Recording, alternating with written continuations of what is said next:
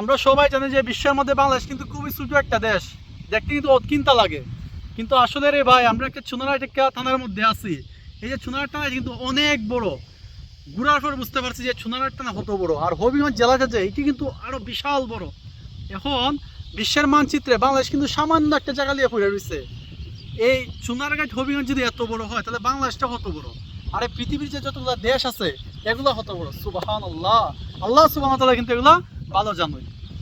আরেকটা বিষয় দেখুন যে আমরা সবাই জানি সূর্যের আলো প্রতি সেকেন্ডে, শূন্য মাধ্যমে প্রতি সেকেন্ডে 3 লক্ষ কিলোমিটার যায়।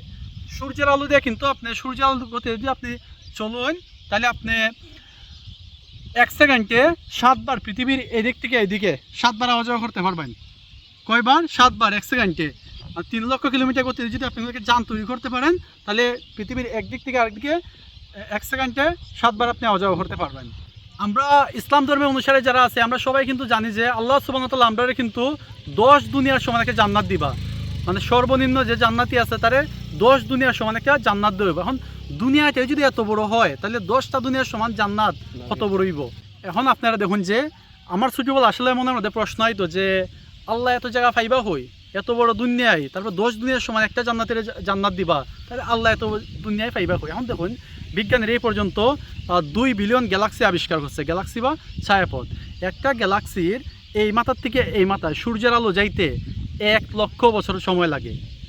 1 লক্ষ বছর। যে সূর্যের আলো 1 সেকেন্ডে পৃথিবীর এই মাথার থেকে এই মাথায় 7 বার আওয়া যাওয়া করতে পারবো, সেই সূর্যের আলো কিন্তু একটা গ্যালাক্সির এক মাথার থেকে আরেক মাথার যাইতে 1 লক্ষ বছর লাগে। এইরকম এই পর্যন্ত 2 লক্ষ বিলিয়ন গ্যালাক্সি আবিষ্কৃত হয়েছে।